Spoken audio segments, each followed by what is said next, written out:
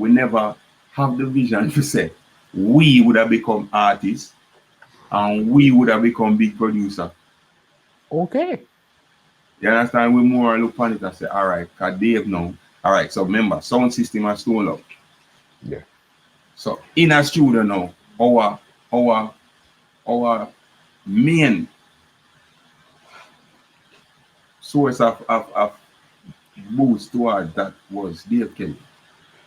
There is the fact that there's the fact of Steely and Clevie. Yeah. Them man the God in it, Sly and Robbie, God and everything. We have but the era of youths where Steely, where Dave was more like our idol now. Because remember, you're talking about the Pepperseed, which you guys were playing and stuff, and that was what was running the place at that time. They're the Dave Kelly. If you were younger, that was a Dave Kelly time then. Listening from Gun in a Baggy Rhythm, that was high school. Come all the way up, everything with Dave and Tony make. Yeah. When we hear about Kelly, it was Rude Boy Kelly, Gun in a Baggy. Then Dave Kelly, Tony Kelly. Yeah, and we name the know say. Yeah, we know we get to find out say a brother then. Yeah. From them time then. But you know, like as you grow, you learn more and more about the two of them. You understand? Who put on who first, and you know what I mean? Mm-hmm. And that was the thing. So there was Sly, there was Steely and Clevie as the man them, Danny Brownie them. You understand? Like we're fascinated by all of these. But when Dave make a ready, you know what I say? Dave 100% understand what you mean. 100%. Yeah, Dave did have that effect that like within it. So Steely and Clevie would have been a step up from Sly and Robbie. Mm-hmm. Although the whole of them they used to play in a band together. But you know what I mean? And then Steely now is then Dave now is from the Steely. He means like both of them in a one. Yeah. You understand? So yeah. He used to do some things like marvel with. So we used to like him songs them when he use, things them when he do. And then now we always I say, who is this stranger? Who is this alias? Yeah. Yes. You understand? And then now you have Dugu. You have you'd have a song on the B side of Arab Attack. Yes. So hold on. All of that was Dave Kelly? Yeah. Yo, even Slurp at Dave Kelly and a Baby Shaman. Dave used to do the song them. Dave used to do some song because Dave is really a writer. Like Dave started out as an artist and some disrespect he go on and him just take for himself and say, all right, cool.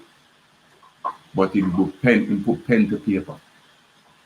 So that's why in writing ability it's so wicked because he was actually an artist. So he know how he want the song do. He know the manner how the song the format like how the energy where he want from the song. Yeah. You understand? And me hear stories about how songs vice. You understand? So if you get a certain arrogance out of you, him probably frustrate you, make you get ignorant, but you can't really, because to all Mr. Run film thing, you can't really say, yo, come out of the studio. Because you now get the opportunity again, where you walk up on Dave Kelly, you don't for life. At that time there too? No way. Exactly. So no care who you be, you could have been Jesus Christ at a record film and him say, yo, me want you come off of the water and drop down in the water. Don't walk on.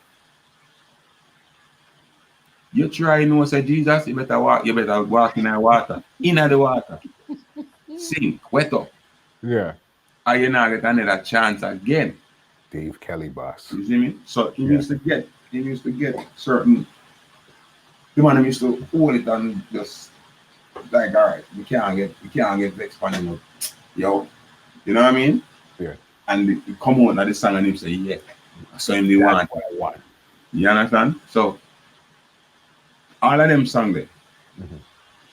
Dave do them, and then Sham would have perform them because he's not a performer. He not go up on a stage. If you notice, you don't see much pictures of a Dave Kelly. I've never seen one picture of Dave Kelly. All right. For all I know, you could be Dave Kelly for all I know. For all I know, I've never seen a picture. All right. Me see one picture circulate, and there is a footage where we did see one long time of when them did do something with a penthouse, and him did actually dep on it. There was another time when him at Madhouse at the box he did do an interview too. That's all. So those were the only two interviews that I remember of there. Yeah. We catch a glimpse of there. Yeah. You understand? But like on me know, on him look now.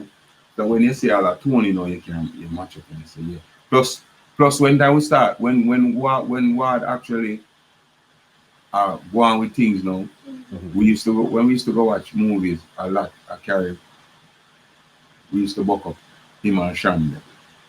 Okay. Yeah. See, but when the talking never really go on, because like me say, it's a man like this. You understand?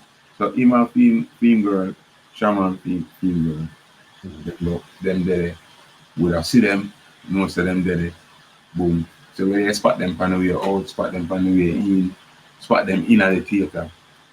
Many times we bought them up. You understand? So we actually know. And them time, if you don't look good, you not gonna know if you not know the difference. Between Dave and Tony. Between Dave and Sham, because the man is having hot dog in their face. Okay. You understand? And if I'm not mistaken, in complexion is not dark, but clear. You know, to say if you see the man Sham, you might, you know what I mean? This podcast is brought to you by www.twolinedmusichut.com.